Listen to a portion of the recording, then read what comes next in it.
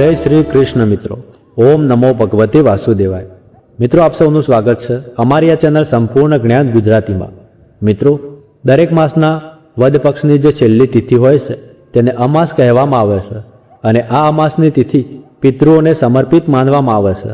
અમાસના દિવસે જો તમે કોઈ પણ પવિત્ર નદીમાં સ્નાન કરો, દાન કરો, પિતૃઓ માટે તર્પણ કરો, તેમનું સ્મરણ કરો અને તેમના નિમિત્તે દીપદાન કરો તો તેનાથી તમારા પિતૃઓ પ્રસન્ન થાય છે, તેમની આત્માને તૃપ્તિ મળે છે, પિતૃઓને કુયોનિમાંથી મુક્તિ મળે છે અને આપણને તેમના અસંખ્ય આશીર્વાદ તથા કૃપા પ્રાપ્ત થાય છે, જેના કારણે જીવનમાં આવતી તમામ પ્રકારની અડચણો દૂર થઈ જાય છે.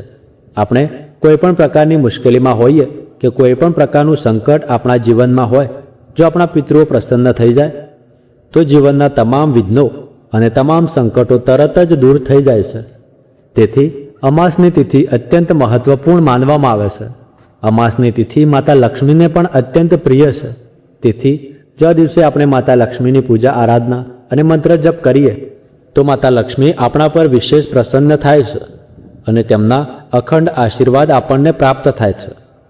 શ્રી હરિવિષ્ણુ સહિત માતા લક્ષ્મી આપણા ઘરમાં સ્થાયી રીતે નિવાસ કરે છે.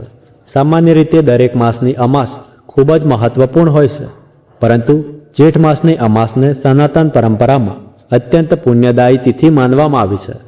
ઘણા પ્રદેશોમાં તેને હળ હરણી અમાસ તરીકે પણ ઓળખવામાં આવે છે. આ દિવસે ખેડૂતો ખેતીના સાધનો અને હળની પૂજા કરીને સારા પાકની પ્રાર્થના કરે છે. તો આજના વિડીયોમાં આપણે જાણીશું કે જેઠ માસની અમાસ ક્યારે શરૂ થઈ રહી છે અને ક્યારે પૂર્ણ થશે. અમાસના દિવસે સ્નાન અને દાન ક્યારે કરવું, પિતૃઓની શાંતિ માટે તર્પણ અને શ્રાદ્ધ ક્યારે કરવું. આ ઉપરાંત ઘણા ભક્તો પિતૃકૃપા અને માતા લક્ષ્મીની વિશેષ કૃપા મેળવવા માટે દર માસે અમાસનું વ્રત કરે છે. તો તેમણે અમાસનું વ્રત ક્યારે કરવું, અમાસના દિવસે શું કરવું, શું ન કરવું, તેની સંપૂર્ણ માહિતી હું આજે તમને આ વિડીયોમાં તમારી સાથે શેર કરીશ. તેથી આજનો વિડીયો તમારા માટે ખૂબ જ મહત્વપૂર્ણ છે. તેને અંત સુધી જરૂર જોતા રહેજો. જો વિડીયો તમને સારો લાગે તો તેને લાઇક પણ જરૂર કરજો, કારણ કે તમારી એક લાઇક અને એક કોમેન્ટ્સ મારા માટે ખૂબ જ મહત્ત્વની છે. એ જ એકમાત્ર માધ્યમ છે જેના દ્વારા મને ખબર પડે છે કે તમને મારા વિડીયો પસંદ આવે છે અને તે તમારા માટે ઉપયોગી છે. તેથી જો વિડીયો સારો લાગે તો કૃપા કરીને તેને જરૂર લાઇક કરજો. ચાલો સૌથી પહેલાં જાણીએ કે અમાસ તિથિ ક્યારે શરૂ થશે અને ક્યારે પૂર્ણ થશે. તો જુઓ, જેઠ માસના વદ પક્ષની અમાસ તિથિ 13 જુલાઈ 2026ના રોજ સાંજે 6:50 શરૂ થઈ રહી છે અને અમાસ તિથિ 14 જુલાઈ 2026ના રોજ બપોરે 3:13 પૂર્ણ થઈ રહી છે. તેથી સૂર્યોદયકાલીન તિથિ મુજબ 14 જુલાઈ 2026 મંગળવારના દિવસે જેઠ માસની અમાસ માનવામાં આવે છે. આ એક જ દિવસની અમાસ છે. તેથી આ જ દિવસે સ્નાન, દાન વગેરે તમામ કાર્યો કરવામાં આવશે. જે ભક્તો અમાસનું વ્રત કરે છે તેમણે 14 જુલાઈના રોજ જ અમાસનું વ્રત કરવાનું રહેશે. હવે વાત કરીએ અમાસ તિથિના શુભ મુહૂર્તો વિશે. તો જુઓ, 14 જુલાઈના રોજ સૂર્યોદયનો સમય સવારે 5:33 છે અને સૂર્ય અસ્ત સાંજે 7:21 થશે. સવારે 4 વાગ્યાથી લઈને 4:50 સુધી બ્રહ્મ મુહૂર્તનો સમય રહેશે. સામાન્ય રીતે અમાસ અને પૂર્ણિમાના દિવસે ગંગા સ્નાન કરવાનું વિધાન છે, પરંતુ જો તમે ગંગા સ્નાન ન કરી શકો તો ઘરે પણ ગંગાજળ મિશ્રિત પાણીથી બ્રહ્મ મુહૂર્તમાં સ્નાન કરશો તો તેને ગંગા સ્નાન જેટલું જ શુભ ફળ આપનાર માનવામાં આવે છે.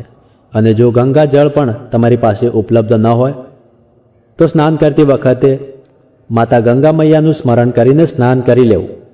તેથી બ્રહ્મ મુહૂર્તમાં સ્નાન કરીને વિધિપૂર્વક ભગવાન શ્રી હરિવિષ્ણુ, ભગવાન ભોળાનાથ અને ભગવાન સૂર્યદેવની આરાધના કરવી.